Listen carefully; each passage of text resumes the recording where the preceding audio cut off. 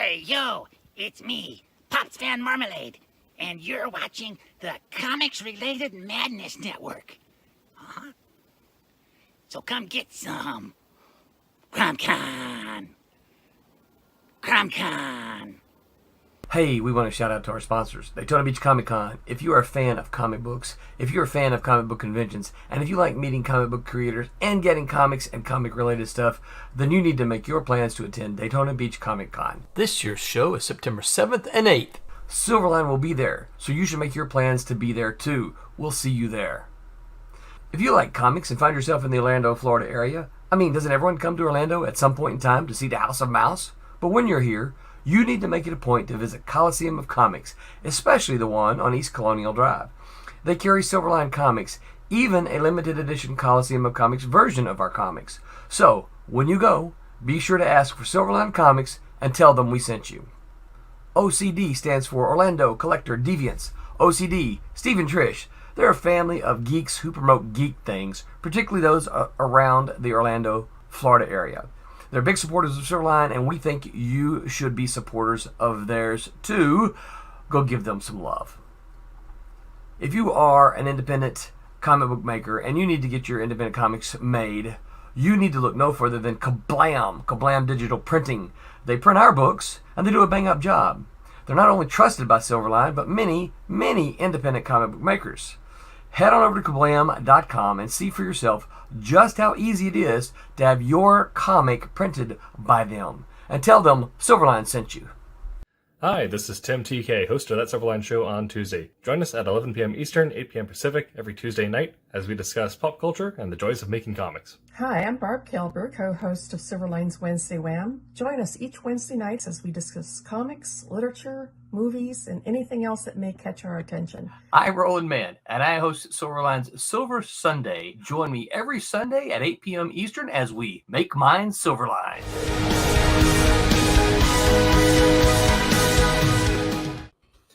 Hello, Internets. Welcome to That Silverline Show on Tuesday. I'm your host, Tim TK, and I'm joined by Mr. Aaron Humphreys. Yes. I just placed gold in my StarCraft 2 rank placements placed a Masters, actually. In my StarCraft 2. Is that the highest level you can get? The highest level is Grandmaster. Masters is behind that. So you're not at the top yet? I'm on the top, but we're doing duos, and I don't think we earned it, but you know what? I'll take it. Take what you can get, yeah. So, you're not at the top yet. What are you bragging for? We just started Agent Cub, so... They just started. Yep. But I just hit Masters, and definitely did not feel like an actual placement match, but, it is what it is. Jose Fuentes will also be joining us. He's currently fixing a technical issue, so he'll be back when he can. Which hopefully is soon, because he is our resident inker, or professional inker at least. I have done it. Professional. Right. I've done it once with some strong guidance, and I know, Aaron, you've also dabbled in inking a bit. Yeah. Well, since I have to ink all my own stuff. Yeah. Well, I guess before we get asking Jose some questions, I guess. So you haven't had to ink someone else's pencils, but inking your own stuff.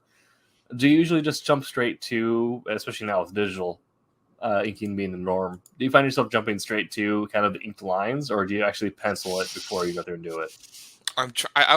It's funny. I always approach each of my comic book projects a little differently. With Godlings, I did not ink any of it. It's all pencil, and I just colored the pencil.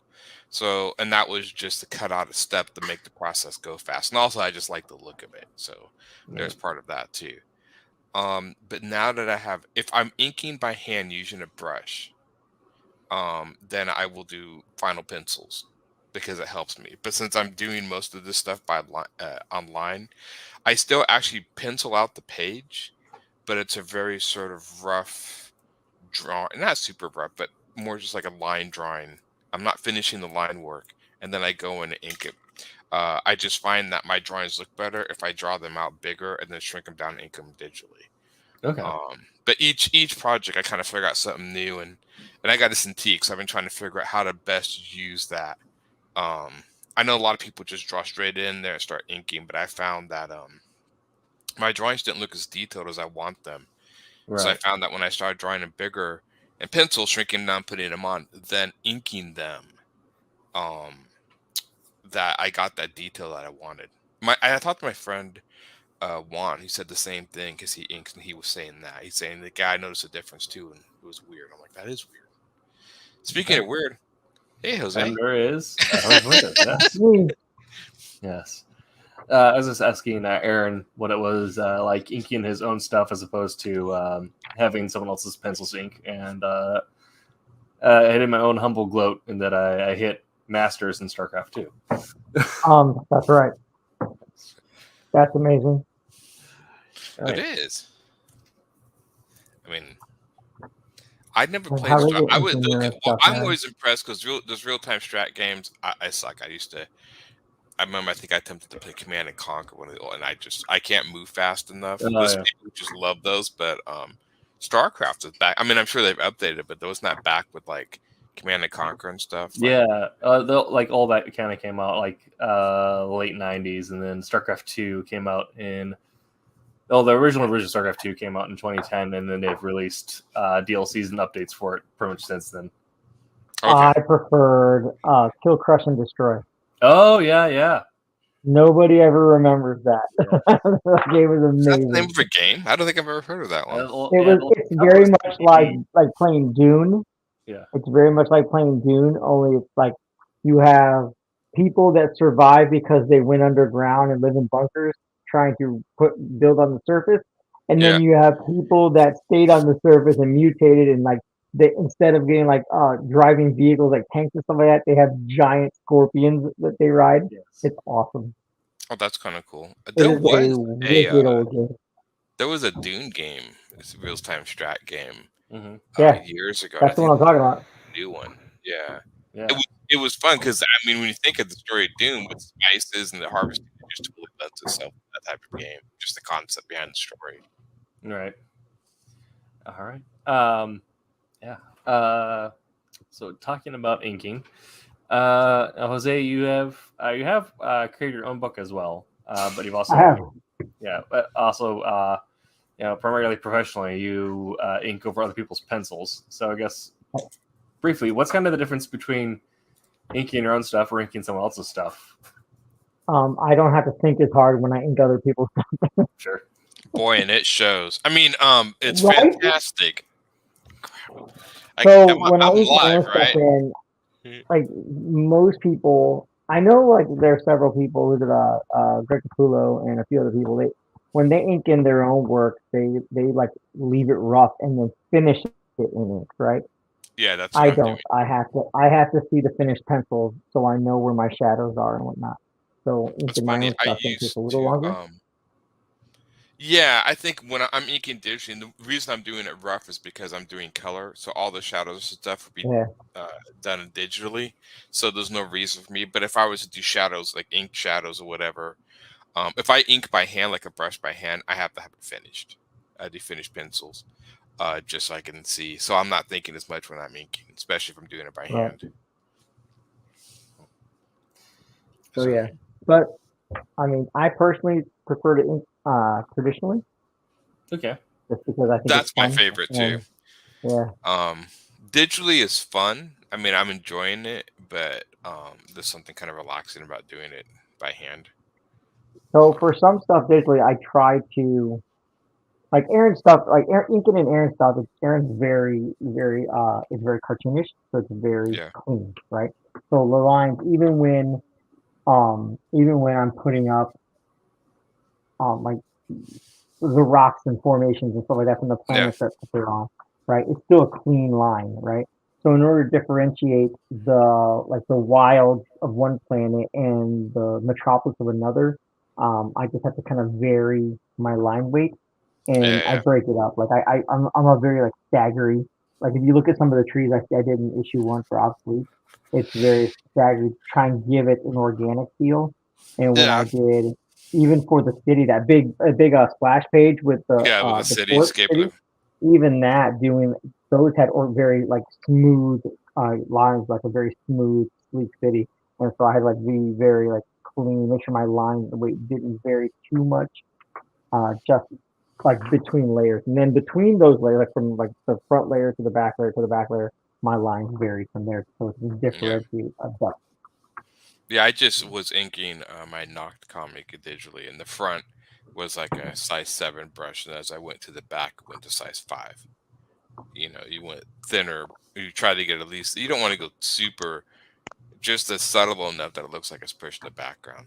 But then the thing about colors, you can also. A lot of times I'll color my stuff all kind of the same tone, and then to pull stuff back, I'll actually do a black overlay, and then like darken the whole colors and the whole thing to pull it back. And I've done that a few times. What? What are you coloring it in? I colored in Photoshop. I know I ink in Clip Studios. I know Clip Studios is a good coloring, but since I've been doing it in Photoshop so long, I'm just using what I know. And it goes back and forth so quickly between Photoshop and stuff. Jose, your audio is kind of cutting out. Yeah. Oh. Nope, he's still frozen. Okay. Jose's not frozen, just his audio isn't working. Oh. You broke it. Oh, there we go. I try it. Okay, there we go. Trying to break it. How's it working?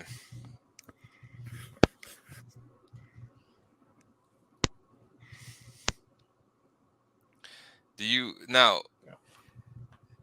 you prefer to ink your own work, or do you like other people to ink your work?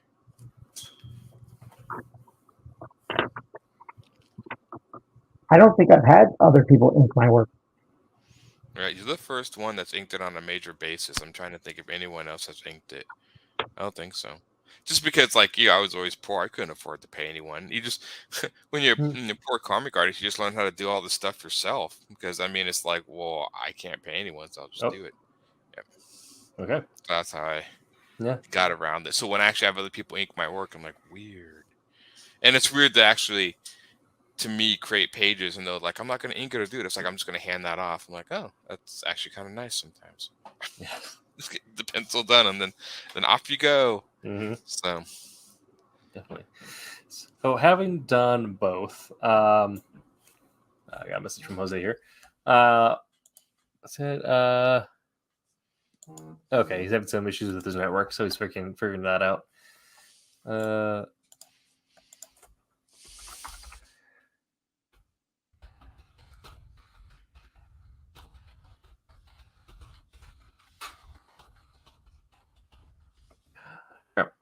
I haven't done both. Penciling and inking. Is there one you prefer over the other, or is there? What are kind of your pros and cons for both when you think about doing the two? Inking, I let's just say inking, I relax more. There's, especially if I'm doing my own stuff. Penciling is why I'm figuring everything out, most of everything out, and getting everything laid out. And then inking is just more of like popping it, making it look good. I probably enjoy inking more. Okay. Because I like penciling, but penciling is always like I have to look up reference or how does that go, what does that look like, and blah blah blah. And inking now, especially digital inking, I seem to be enjoying it more. Yeah. But I like both types, traditional and traditional. But the digital stuff is kind of fun because it's a little bit of new territory. Right. Digital's faster. Yeah. And I'm playing with some of the ideas. I know some people have inked in different color lines. I mean, you can a black line, but the panel borders I'm doing gold, so I'm just playing with stuff. I mean, the whole page is black, and so I decided to do like gold panel borders. I stopped. It's funny when I stopped. I'm like, well, people have done colored panel borders before, but not like a consistent, like all the panel borders are gold. And I'm like, I've never seen anyone do that before. Maybe they have. I just haven't seen it. I mean, there's tons of comics out there. So.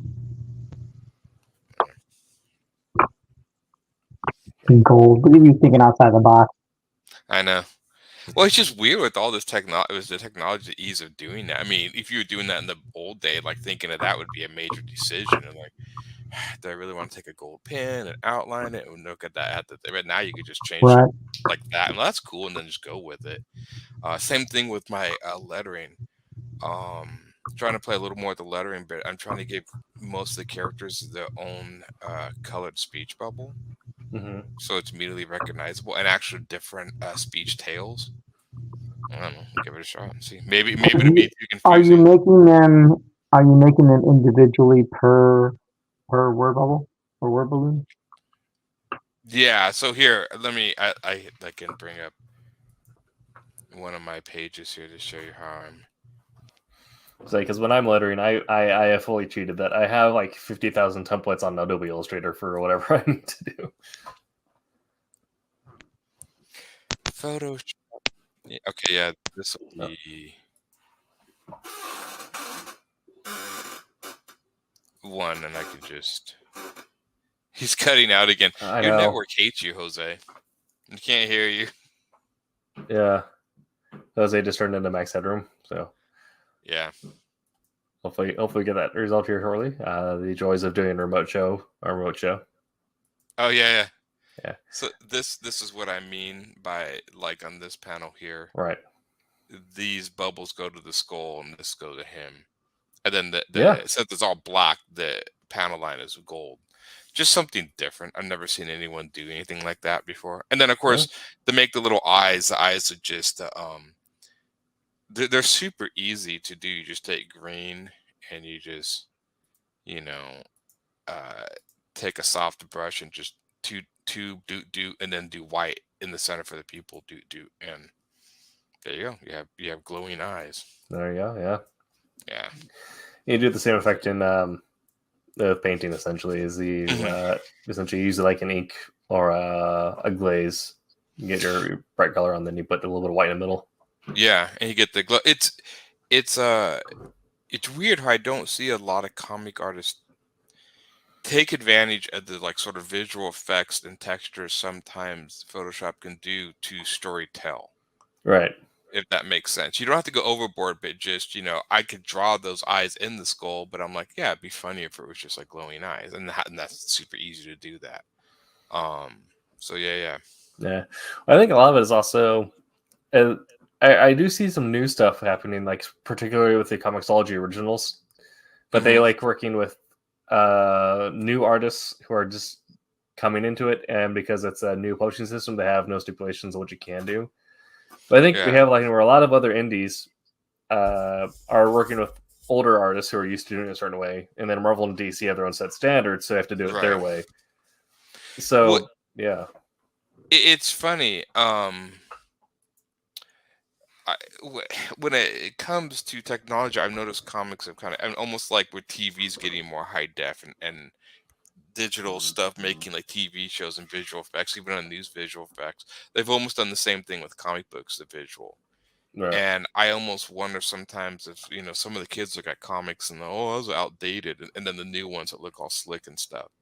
I used to not like digital coloring. I thought it was overkill. I know somebody else shares that opinion. But over time, I've come to like, I think there's a power in the digital coloring. I think used right. The one thing I do not like in coloring is the continuous monotone of certain pages and panels with all like shades of red or shades of green. That stuff needs to go away and die a quick death. That's been out forever. I like it if it's used like for a specific narrative element, like the Metal Gear Solid comic put out by IDW. Yeah, it was IDW. Yeah, I was trying to think. Yeah, that's like they do it in the monotone, the graded blue spectrum. Yeah, and that I think they did to really good effect, but also that matches the narrative themes of Metal Gear Solid. Whereas, it's funny because if it's consistent through the book, then I don't mind that it's consistent. But I mean, if you have a page where like this scene is all like this, and even like page like this page is all like monotone red, turn the page to monotone green, then monotone blue, and I'm like, just look, I don't know if it's I like a tasteful sepia for a flashback, but other than that, changing the it's like add some different colors. It starts to look colors for monotone, like Tim was saying for flashbacks and stuff like that. Like he said sepia, yeah, but like a nice, like, and Aaron said red, but if you use a red for a flashback as an underlying tone for a flashback that has violence, you know what I mean? Yeah. Obviously, red is gonna, denote a emotion, a particular emotion, just like blue and yellow. So if you have like a flashback that talks about like someone that has such a great like childhood and whatnot, you definitely want like yellows, maybe some blues or something like that, like a value of blue. Yeah. So like stuff like that, coloring and like monotone colors, you know what I mean, and just doing values in one tone is like just it's magical. I think you change out your headset there, Jose, but you sound much better. Thanks. Yeah, you don't sound. We can hear you. I mean, there you go. Hearing helps. It does. I saw somebody the other day using I never got a hand on the quill pen for inking. I tried it a few times. Pen? What? What's a cool pen?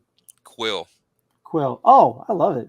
You love it? Yeah, I never can get a handle on it. For some odd reason, it never. But some artists love it. It's a great tool. My mom bought me some like calligraphy nibs and stuff like that when I was younger, and then my art teacher, and I didn't like her when I was in school, but as I grew up, I realized just how awesome she really was, and I never got to tell her that before she passed away. That's too bad. Yeah, but she actually had just a bunch of different like sizes of nibs that like I never even saw before, and so she helped to like further show me how to use those nibs to do some old English calligraphy and stuff. And so because I went that route first, like my teacher showing me how to use it, because I was using it in my art projects. Like everyone was doing like just pieces of art, and I would do like comic book art, but I wanted to have like a side border with like old English on it. You know what I mean? If I was doing like something fantasy or whatever. So like I really appreciated that. And that just helped me to enjoy it. Yeah, that helped me to enjoy it later on. Not to mention like normal handwriting. My mom really like kind of beat it into us, like figuratively, but beat it into us that we needed to have good penmanship.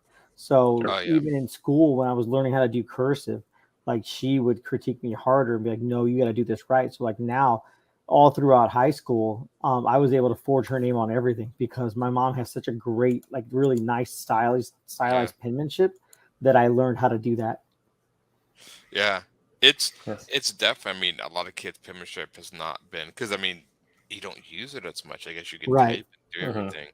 But it seems like you using that quill pen that when you finally got to use for inking, you were already pretty adept at it. I think I was I can't remember if I got it before I went to the Kubert school for a while or whatever. I remember picking it up, and I think it was really good for certain things. I think I did always like the smoothness of the brush and stuff. I was always in my head inking should be smooth, and that's just the way. And I think a lot of like I didn't know you could do texture with a crow quill. Yeah, quill. That was interesting. You know what I mean? That was probably the biggest boon that I saw, and it's something I never. And I probably, if I practiced, could have got it down. But that textures on rock or other things like the quill. Yeah, it was great. So I totally got that, but I just didn't. I'm like, I'll stick with the brush. I usually draw a lot of cartoon stuff, which cartoon kind of lends itself to black outlines more smoother. Not all of it. There's some cartoons that do quill that are really amazing. But that was, I think I was always trying to mimic the cartoon style I saw in like cartoons and stuff on the comic page. Always like that idea. Yeah. In school, in art school, and I went to the Kubert school as well. Yeah. But actually I learned it from Anthony Marquez, who a video he was playing, but he said almost every artist should have a Pentel brush pen in their pocket, right? At any given time, be able to just whip it out and be like, But I have one. Actually, I have like 3, and they're like all floating around. But some of them are they're various like levels of like saturation, right? So I have a brand new one that's obviously really good, really nice, clean. Yeah. And then I have one that's semi-dry, and I can always refill it, but I keep it semi-dry, so I can actually get really nice dry brush on there. Yeah. And then I use this, a Kurotake. It's a dual tip pin. You would use saber brushes in Raphael's. Raphael's. Raphael's. Yeah. Oh, nice. It was always Windsor and It's Newton. a 2, and I think it's a 2. I actually bought a 1, but a 1 because I thought, I'm going to be able to do thinner lines, but you can do the same thin lines with a 2 that you could with. You can do it with it's a 3. Strange. You think because you go and buying those brushes, thinking, I could buy a 0 and a 1 and get all these different lines. Then you just realize you're good enough for the 2. You don't need to use any of the other ones. You can do the same. I found the smaller points get useful if you're working with 3D objects because you can get them in around crevices. Yes, exactly. Right. See, Because it's just the tip of the brush. Yeah. I haven't painted anything in forever. But then I become the guy who like does an entire bust with like a 0.5. Oh yeah. There was I never liked the brush pens. I know a lot of people like them. I guess it always seemed. I just didn't think you can go like hair thin like you can with some like real brush on the brush pen. You kind of have to work them like just like a regular brush, just like a Raphael. You take it to a piece of paper and you spin it. You spin it in your finger to create that spiral, so you get a real fine point. And then for me, when I ink stuff in with a crow quill, with a pen, with a brush, my pinky is always my fulcrum. I use that to vary my line weight, because then I can just hold it rigid and I'll be real thin. It's going to stay thin across the whole thing, right? Okay, yeah. And then if I wanted to vary the line weight, I kind of relax my pinky just a little bit to keep moving. I was telling that to somebody else this week, that how I ink things in. And funny enough, I still do it with my multi-liners with the pins. Right. I still do it with the pins. I play with my pins. Sorry. Oh, I do that. No, I used to do that too. The brush. Like the two I always use, right? So I have a 0.3 and I have a 0.5. Or sorry, 0.1 and a 0.5. Those are the ones I always end up using too.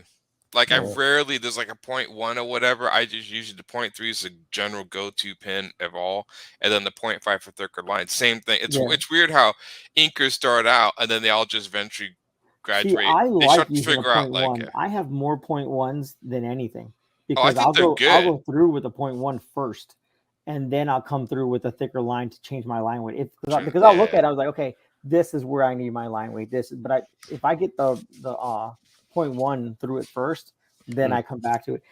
I actually do the same thing digitally with obsoletes. I'll go through with a point, because I ink bigger. So it's like I ink at a 600 DPI. Oh. And so my thin line is the 7, right? Oh, okay. And then my regular, where I usually keep it at, is at a somewhere between like 17 and 20. Okay. Because then I'll just use the pressure tip to like vary my lines, to make thin lines. Unless I need something really thin. Inking brush is 7 in Clip Studio. That's kind of my 6 sometimes, but a 7 for when I tend to have that sort of. I mean, you can go any size, obviously, but I've always used thicker lines, to do outlines and stuff. But technical pens were good. I think the thing got me about technical pens, I remember giving pediographs, and I love the concept of you filling them. You fought with those things. Oh, man. You fought with them till the day you got them. Oh. Rapidographs, I'm not sure if you know this, Tim, but rapidographs have like little gears and mechanisms in the tip, like really fine in the tip, so that it drops the ink down smoothly, right? Nice. So like when you run a line, it's smooth, it's butter. But if you get it jammed up with anything, it's done. Sure. Yeah. It's and you have to like wash them with a certain like the stinkiest solution. That's the stinks. I don't, but it's like you sit there with the pen, and I always hated it when you got a good flow, then you run out of ink, and you're like, no, because when you feel it, you got to sit there and flick the end to get it going. You don't want to shake it. Don't shake it. You're supposed to flick it. Flick. And then if you get one where it doesn't malfunction, you get like little spurts of ink that pop out and stuff. The concept, because the idea is you can buy ink cheaper, right? But and also because it's actual real ink. So strangely enough, like pigments and stuff are felt tips. So if you actually on certain paper ink with them, you see the line kind of fuzzes out in the edge. Into the fibers. Right. Repeatographs don't do that because it's solid ink. Right. But the giveaways, you have to fight with it. Oh man, I still have a repeatograph that's sealed up. You should buy number 3s, and 3s and 5s are okay. But man, when you got down to the 1s, oh, it's like pray to the gods that this is gonna work tonight, right? I'm not gonna bend the tip or do something.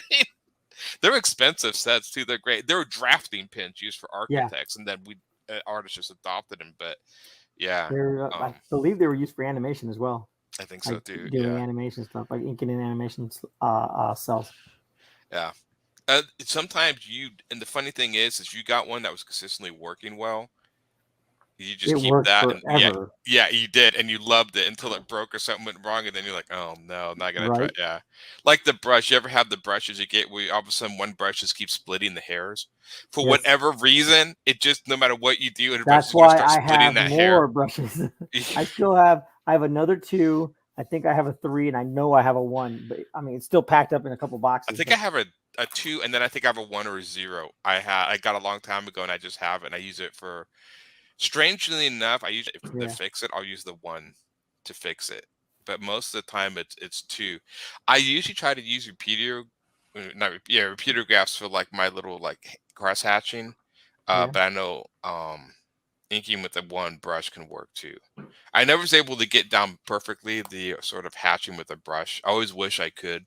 The ones where they can do like thin the thick to like get shadows and stuff. Right. I was always amazed that inkers could do. I was never able to pull that off. So there's still stuff that I like digitally. What? Feathering? Yeah. When you're going from real thin to thick? Yeah, was never able to. I could do that with a line, but I was never able to do it consistently for like a pattern or something. I was never. I have, you know. But then again, I was always more towards cartooning, and so I was never.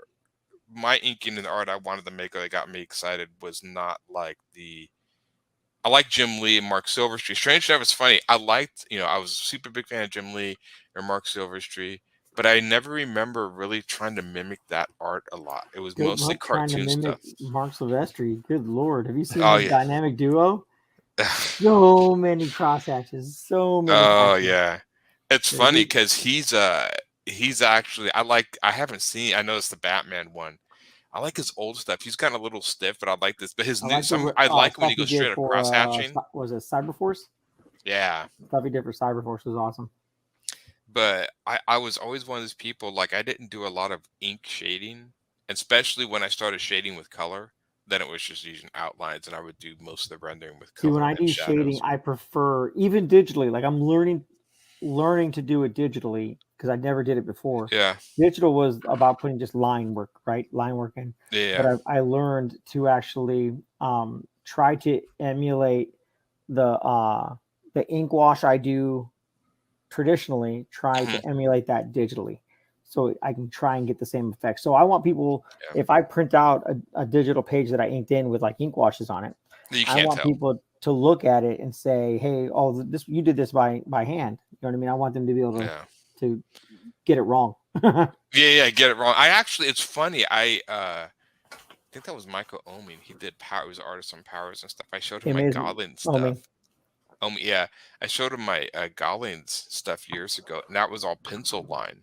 And I tricked him. He's like, your inking's great. I'm like, oh, that's not ink, that's pencil. And he's like, what? Like, because you can, if you do pencil dark enough, and it's not like a big trick. If you just darken your lines enough with pencil, and then photocopy them. You photocopy them and get them dark. This is how I used to do it.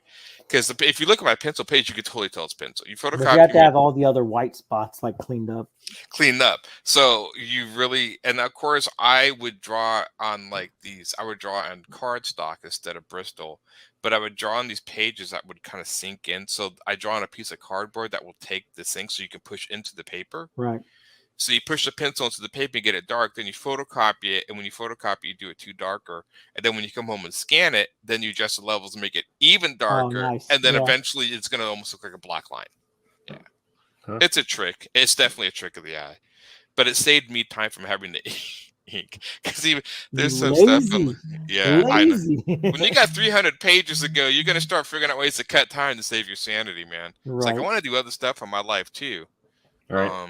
Well, every great innovation was made by a lazy man. Well, I think if I'm not mistaken, now historians out there can correct me, but I think if I remember right, Benjamin Franklin created the rocking chair, and he had the same thing. People said you were lazy for creating that. Yeah. So exactly. Yeah. Definitely. Well, we kind of went over a lot. You guys are hearing this conversation for me, which is fantastic. We kind of covered a lot of different, tools or different ways of going about it. So, of course, there are like the two big techniques, like surface level, that people will talk about is digital versus traditional. Mm-hmm. But I mentioned within those, they're probably, for sure within physical, there are different stuff like, sub techniques, people who only work with brushes or only with pens or whatever. I'm sure with digital now, people are developing their own ideas. Are there, when you get down below just the overview, are there more specific techniques that you guys prefer, or do you find uses for, applying each one from things, or do you kind of like when you're inking something, take like a smorgasbord of everything that has been developed and apply it to the page? I pretty much have my own sort of technique. I go, it's funny, the digital stuff. The one thing I do like about digital is the line where you could steady it, where it's like, but inking you can't. So there is that sort of wiggle of the hand that I think adds something to the organic inking that I like. Right now, I'm just trying, because I got a Cintiq, and so I'm like, I got a new toy. So I think that's probably why I'm more inking my page on, because I'm like, I want to play with my new toy. So yeah, that's my goal. I told the wife I want a Cintiq. I want to be able to have the screen and work on the screen like I do my iPad. Right. I haven't justified the need for it since I have an iPad. It's funny. I lucked out with my Cintiq. Absolutely lucked out. I got a job a while ago, and the job didn't work out. But they're like, "What do you need to use the job and stuff?" And I was like, "Why did you go fast?" I say, I remember how the conversation, I go fast with Cintiq. When you get you one, what size do you need? 24 inches? And it's like, okay. And next thing I know, this thing shows up in the mail, paid free. And the job didn't work out, but my friend's like, "You got a Cintiq out of it." I'm like, right? I did. So I win. So yeah. So, and that was sure, because like you, I'm like, they're like $1,000. So I mean, yeah, if not more. Yeah, depending on what you want. And I know the iPads, a lot of people really like the iPads, but I'm probably more like a traditional artist like you. I like the idea of having something on my desk, leaning over it, not in my lap. And so I enjoy the Cintiq more. I mean, I have both. Like, I don't have my iPad on me right now. It's in the other room, but I like the versatility of being able to take it with me, because when I go pick up my kids after, when they're done with school, I pick up my bigs pretty like right away, but I have to wait at like a half hour to 45 minutes to pick up my littles off the bus. Yeah, so I like that I can park and I can set my iPad there and I can work. I think the last 2 pages I finished of obsoletes, I finished in the parking lot at Hobby Lobby. Oh, did you? Yeah. It's funny, because I remember years ago somebody said, they always stagger the school releases. I'm like, why do they do that? One, I think not too many kids, but I think they said it's so like the bigger kids won't pick on the little kids or something, like to keep those two a little separated. I don't know how much truth there is to that, but they've always staggered about like an hour, half an hour the releases. Well, my bigs go to the VPA program, the Visual Performing Arts program in our school. In the high school, they had to audition for that. You know what I mean? So their programming of what their class structure they're doing is like, I think it's like 47% like performing arts stuff, and then the rest, like last 3 classes, are like requirements. It might be more than that, but yeah, it might be a little more than that. But yeah, so my son has like indoor percussion. It's almost like a extracurricular activity. It's almost like football. You know what I mean? Then he has jazz band. I think it's jazz band 1, whatever the highest jazz band is. I think it's jazz band 1. Yeah. Because my son's like in the highest jazz band. The first year he joined jazz band because of his audition. And then my daughter was in. She joined marching band, and she joined musical theater. So she loves musical theater. So like this weekend, she's taken off on a Saturday to go prep was it tech prep, where they go and paint the stage, paint the what am I thinking, Tim? Stage production, like the paint the backdrop. Yeah. You have to in theater, you audition for the different roles to sing and dance and stuff like that, but you also have to take hours of tech hours, so that you know what the process is in the behind the scenes as well. Mine was lucky. Say a set design was that it wasn't the top of my head. My school, it was you could either do tech hours or you could teach classes essentially. Nice. Because they only had one theater instructor, but they had a bunch of kids who were into theater, so they had to have other stuff. So you had the periods where the instructor was there, but they're actually working on stuff in the back end as the student. There's like older students related stuff. So I just ended up like by like my last year of high school, I had like one required class. The rest of it was either my own theater stuff or teaching theater. I'm trying to think. I never got into the theater stuff as much, but I know a lot of kids. I was more in the art. It was drawing. That was it. I drew and drew. Yeah, I same. know a lot But of people I did take choir in high school. I was in the highest choir in my high school. Really? And we did. I love music. Part I of the just can't do we it. had to do for choir, like we did one play a year for our swing choir that we did. Oh, that's kind of cool. Yeah, it was awesome. Yeah. And then my wife was in theater. In fact, she was gonna major in theater in college, but her dad wouldn't let her go to New York because she got accepted to go to New York. And now my daughter, and then our house just reeks with musical theater. So we're constantly playing musicals and stuff like that on the TV, and like that's almost everything that we listen to. And if I want to listen to something different, I listen to it on my computer. But normally, if they're putting music on, if I know they're putting musical theater stuff on, I just take my headphones off because we're all going to sing to it anyway. Yeah. Interesting. It was interesting growing up in a house like that where also we had a bunch of French speakers. So Flame Miz came on. It was, yeah. So kind of going back to subject. Sorry. no, that's fine. What were we talking about? Yeah. So Aaron had talked about that, but I guess going to the physical side, and Jose, get your answer on this. Your specific technique for inking, do you find that you use one tool set more than the others, or do you kind of go for the Batman approach and use everything at your disposal on each page? So traditionally, if I'm doing, say, a commission, you know what I mean, which is usually like 9x12, 11x17, whatever, just a commission, I almost always ink with multi-liners, tech pens, just because it's easier, it's faster, just to get it done. And then I can throw on colors real quick, right? But if I'm taking my time to do pages, like I think I sent you the pages with the space monkey. Yeah. That was done traditionally, and I really like using ink wash in my traditional stuff.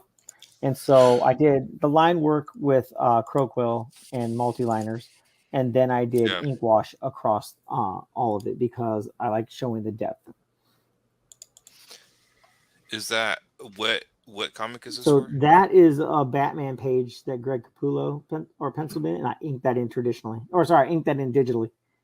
So I was trying to get ink wash on the bricks to make it look like traditional stuff.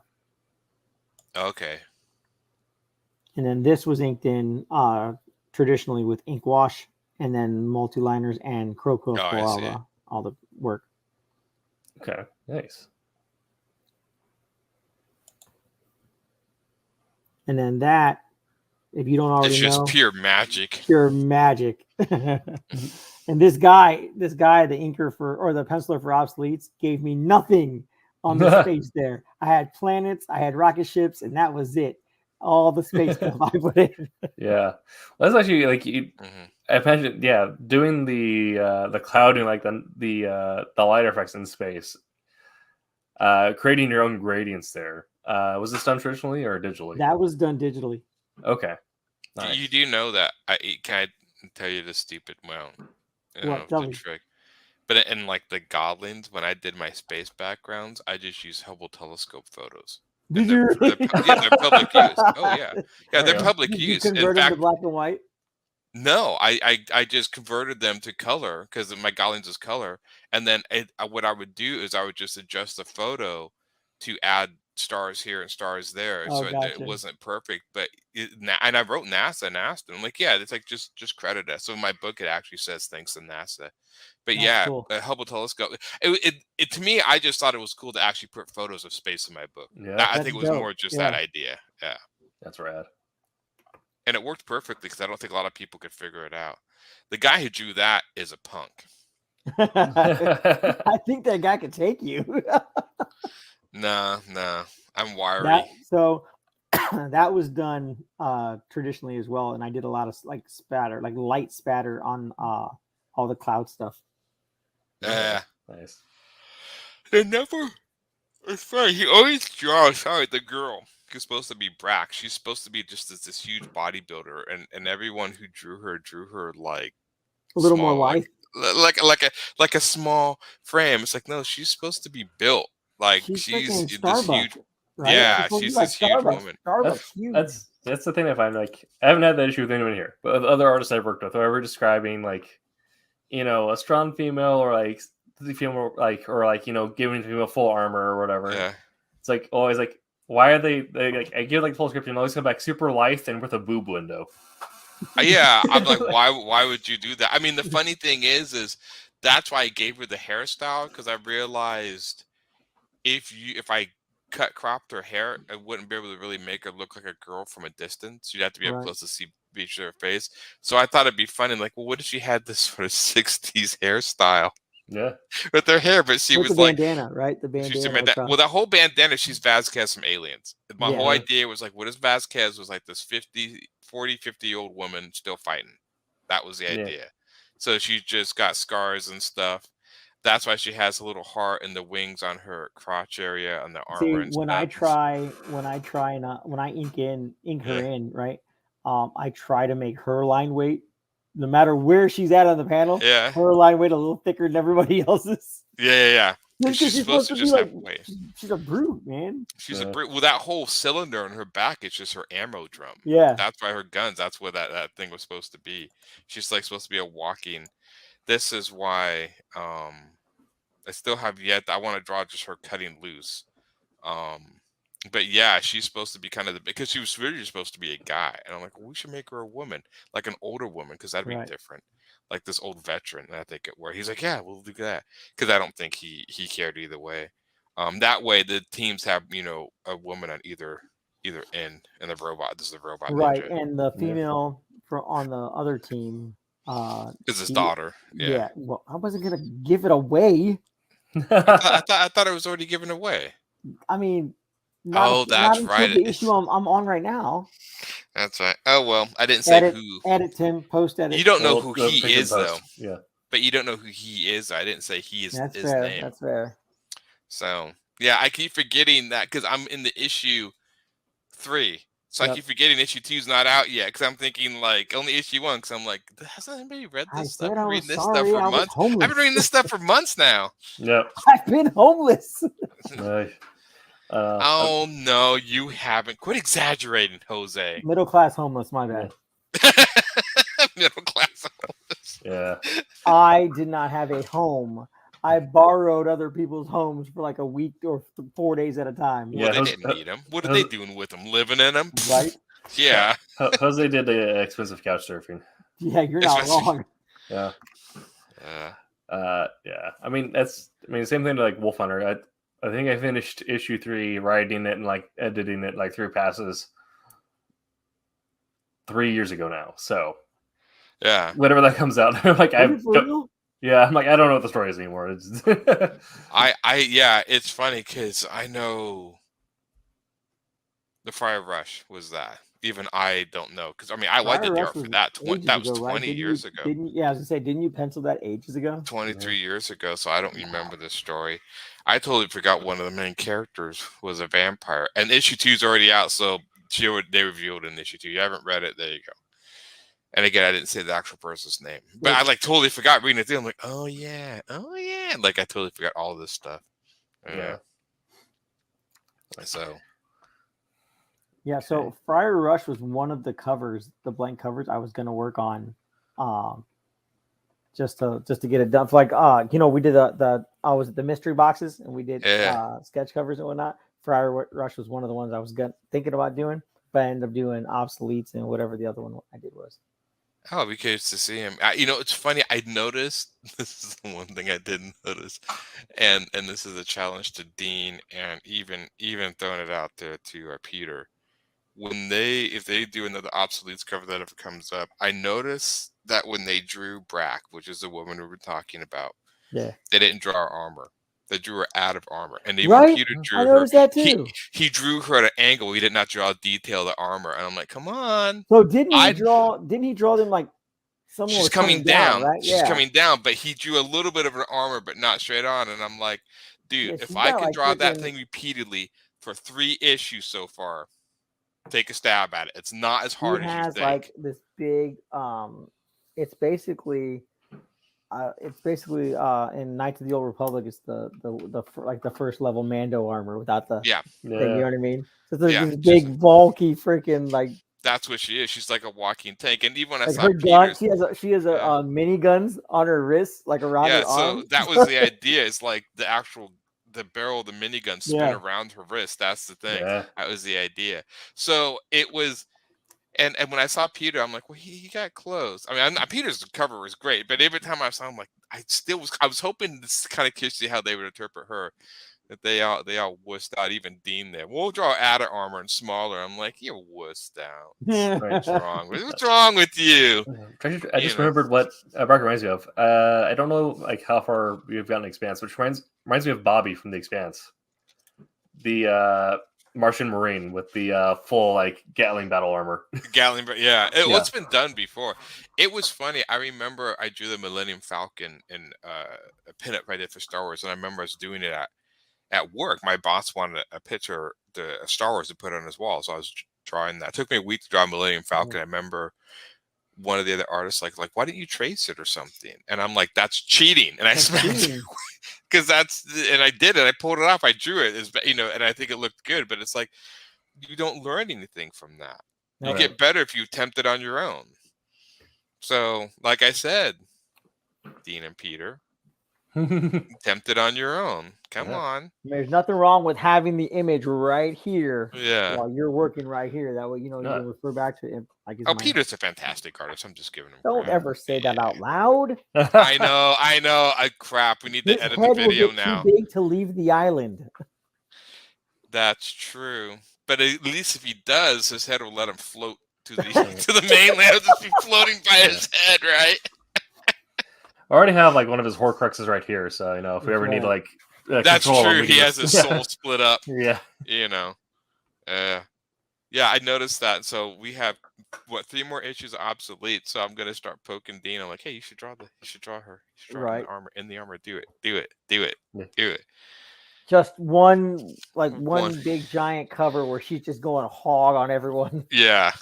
Just give me it. Come on. So go for that. Was it that? Dang, what's the game called? Doom.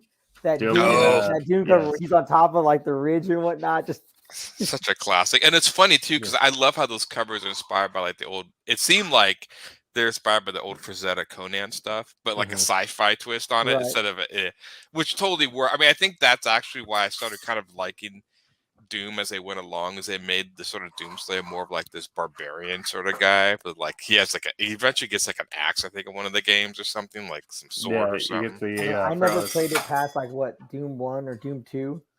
Yeah, but when it was all 8-bit still. I think the funniest thing, and they kind of took it out of the newer games, and I don't know why. It's always like the fact that you had the Marine's face at the bottom, and it would like look around and like bloody. Yeah, they kind of took that out of the new one. I'm like, why? That was kind of the humor of it. You could kind of tell if you're getting your butt kicked and stuff. Yeah, they took that out. And it was always moving. It was always like... It was always moving and looking around and stuff. It was really a funny feature. Yeah, they took it out. It's like, oh. Because now it'd be kind of cool. I mean, you can have them doing like complete animations and stuff down there. Right. So... Yeah. Look, they'd be very different compared to, the standard FPS HUD at the bottom. Yeah. I guess. Oh, go ahead. Oh no, I was saying. Remember the old Mario game where you could like pinch and pull his face? Wasn't that Mario 64? Yeah, in the menu. Yeah. I didn't even know that. Yeah, you could pull on his face and stuff. Yep. Oh, if I may also add, Tim, I learned that when doing ink wash, if you want a warmer ink gradient, right, you use Speedball, like the different brands. Yeah. Speedball. So if you dilute Speedball, it becomes like a warm gray tone. Yeah, because those ones are cool. Right, and that's fine. But sometimes I don't want a warm gray. Sometimes I want it to be neutral or keep it cool. Right. So what I learned from Uko Smith, because I messaged Ego, I was like, bro, you do a lot of ink wash, and a lot of it comes out black, comes out gray. It doesn't come out warm gray. Like, what are you using that I'm not getting right? And so he actually suggested Sumi 60 ink. Right? Is that stuff? Do you have to import that, or is that sold over here? No, you can buy it on Amazon. Okay, yeah. I usually buy like 2 bottles at a time. Nice. And so I also learned that Sumi ink is Copic fast. Right, so you can take it, you can use it to brush stuff in, right, to do brushwork and stuff, and then once it dries, you can go over it with Copic markers, and it won't bleed. Nice. So I had already had this before Uko mentioned it, talked about it, because I was using it to ink stuff in and then be able to take Copics over it, right? Yeah, because Copics, if they hit, especially if the ink's still wet, it's and it depends on the ink. Like, I know that Todd Knock uses the Sigma microns, and he'll ink stuff in with it, and then like a minute later he'll go over it with Copics, and it's fine, it's perfect. But every time I do it, it freaking smears every time. Yeah. So I don't use those. Or and then something. My Kuretake, that's Copic fast too. So I'll ink with that, or I'll create like feathering brush strokes with that, and I don't have to worry about that smearing. And then Pro White. We use Pro White for any of the whites that we do when we do traditional stuff. I never could get Pro White. I used it once and I had to remember to go over it eventually. I usually take like a little piece, like my palette knife. I don't even know if I have it up here, but I'll take my palette knife and I'll scoop just like a small dab of it out and put it on my tray, right? Like my watercolor tray. And I'll just take that and smear that into a couple trays, and I'll add just the tiniest pinch. My wife gave me syringes because my wife's a midwife, right? She syringes, so I can just take a little bit of water and just drop it in there and thin it out a little bit. So then I can just go over it, and it'll be a thin white. And then if I want to do it again, I go over it again and just let it dry out. And then I'll take a brush into the jar, and then I'll thicken it up. You know what I mean? Where I want it to thick up. But I mean, Pro White, anything else, like they're kind of a pain in the butt to open once you do them, but like you'll get them and they'll dry out quickly. You know what I mean? It's funny. Everybody uses Pro White. I ended up I use whiteout pens. Just typical old whiteout pens. I use those all the time. That's what my go-to is. Yeah. Yep. The old whiteout pens. Yeah. Right? And then I also have where's it at? I have opaque white pins. So like Montana acrylic pins. Yeah.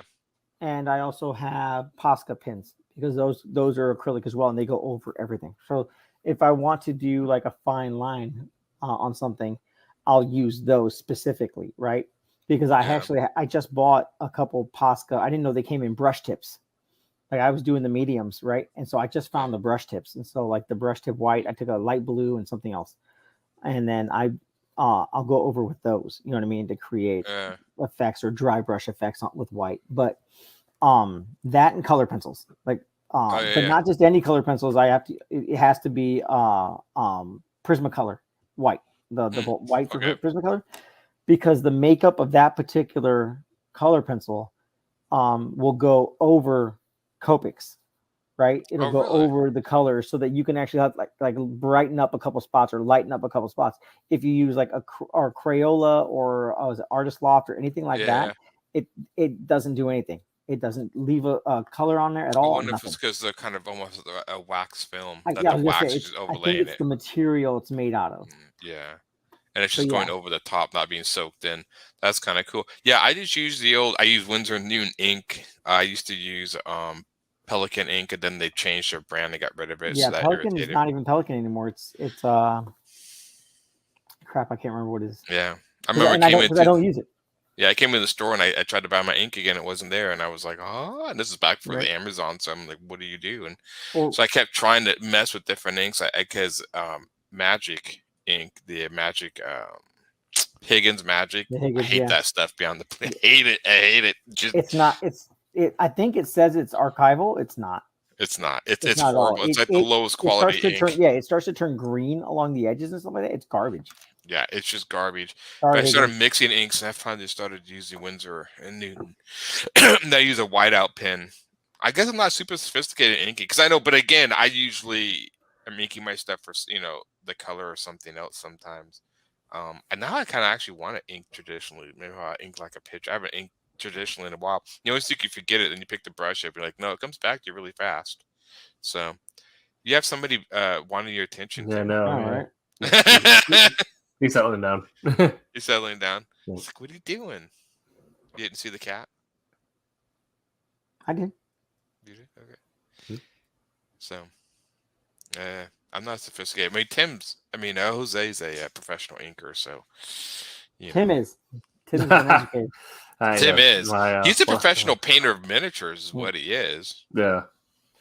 That's why I actually don't think. Strangely enough, I think if you attempted inking, Tim, I think you'd actually be good at it because you're painting of miniatures. Inking maybe. If I did inking by hand, I actually thought about maybe trying coloring at some point. Coloring, or even ink, just try to do it digitally. I bet you'd actually just do a separate layer and try to do it. And I think with your hand, because all you need is a steady hand, and since you've probably gotten that by painting miniatures for so long, you probably have it down. Probably able to. The problem is I need to get like an iPad or some sort of illustration pad to do that on, because trying to do it on a mouse is not great. No. Don't try it. Don't try it. It was definitely an experience. Yes. I remember the first time my art teacher showed me an art drawing program. I'm like, that's cool. What do you draw with the mouse? And I remember trying that once. I'm like, yeah, this isn't any fun. I'm going to go back and do. So I had forgotten my one day during digital production in school, I had forgotten my tablet at home, right? Oh, my Intuos.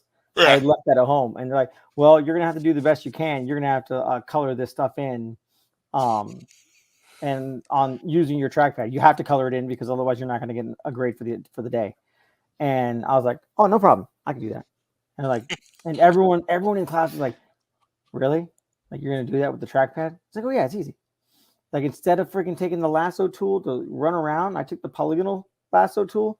And I can just grab what I want, colored it, or did the flats, right? Go back to it, like lasso, color it, and then you take the polygonal tool and just like slowly make like almost like a dot matrix and whatnot. Slowly make the shapes you want and add the gradients in there, and then blend it. You just using your trackpad, like it came out pretty good. It came out like I mean, you would look at it, you would think it friggin' was done with the tablet. Oh, you can't. It takes longer. I mean, it's not impossible. It definitely takes longer.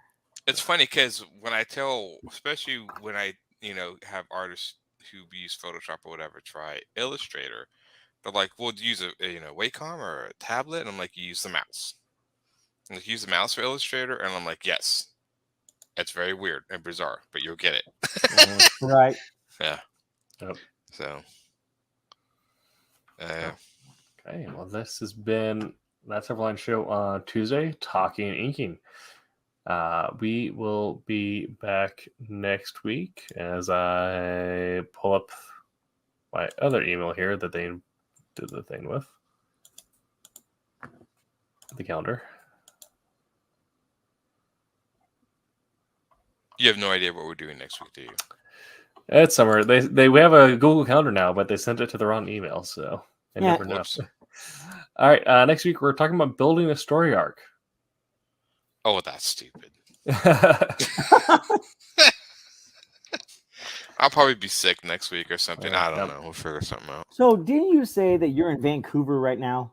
Vancouver, Washington, yeah. Oh, okay. But that's not where you're always from, right? Because that's not the normal room that you're at. So my question to you is, do you just take your Wonder Woman pictures with you everywhere you go? Mm-hmm, you have to have them in the same room with you when you sleep? It is. It's funny. I actually changed rooms. So in my house, the other room I used to be at, I gave to a friend who needed a place to stay. So it was split between. I had a place I sleep in at studio, and she needed a place to stay, so I gave her that room so I could combine my bedroom with my studio, and that's how that worked. Gotcha. So I had to move rooms. That's why. But inadvertently, the Wonder Woman, I have a bunch of Wonder Woman posters, but those are my favorites because they're actually by Jim Lee and I think Terry Dodson. And I'm like, well, which ones are you going to hang up? And you don't have a little room. I'm like, well, those two, obviously. So right. That's where it came into it. Yeah. I just thought it was funny because you're like, oh, I'm in Vancouver this weekend. I'm like, wait, you're not home, but you took your Wonder Woman pictures with you? No, I'm home. I'm from Vancouver. I was born in Pullman, Washington is where I was born, but I grew up in Vancouver, Washington since I was 5. So well, I heard Vancouver, and obviously the first thing I think is like Canada. BC. Yeah. I think I think it was Peter, finally said something like online. I think it was like Happy Treason Day, and I said something, was joking around. He's like, "Yeah, but you're in Canada." I'm like, "No, I don't live in Canada." He's like, "But at Vancouver." I'm like, "Washington." He's like, "Oh." I'm like, "Yeah, I ain't Canadian. course, I'm American." Him being English, he would complain because why would you name it the same thing?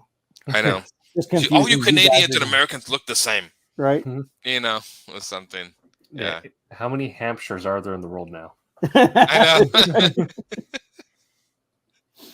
So yeah, because Tim lives an hour from me in Salem, outside Portland. So I think we're pretty as far as like he's the only Silverliner close to me. All the other ones on the West Coast live in California. Yeah, and they're all pretty well much in LA, kind of. Yeah. Really? Yeah. I didn't know that. Yeah. The color is why am I blanking her name? Roberta. She lives in California, I think. LA. Gotcha. Yeah, Roberta. Kurtis used to be here. Kurtis was LA. Was LA, and I think Mickey also teaches out that way.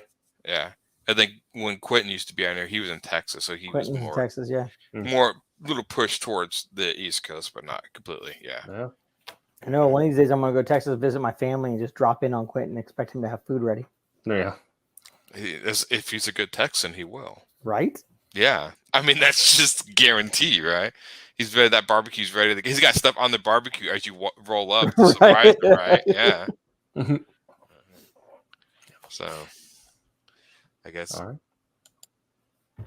Okay, so next week is all that. Okay. Yeah, next week is going to be on making story arcs and stuff. So also talk about not just from the pre-writing, but also if you're storyboarding or doing thumbnails, because that also you make changes to the story at that point too, because you realize like, oh, this panel looks like really whack when you put the sequence there. So yeah.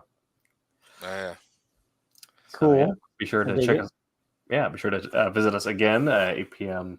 Pacific time next Tuesday, and be sure to check out Silverline Wednesday Wham and Silver Sunday at 8 p.m. Eastern, Wednesday and Sunday. Yeah, we have a Kickstarter going with the Fire Rush and Cape Town. Yeah, let's pull that up. How much more time do we have for that? It's counting close, down, right? We're pretty close. Pulling that up right now.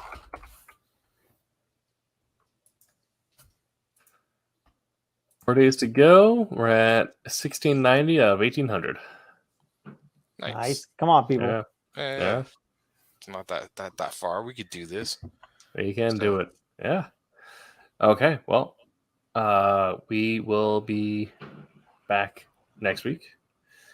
But until that time, make my Silverline. Make mine Silverline. Make mine. Make theirs Silverline. Yes.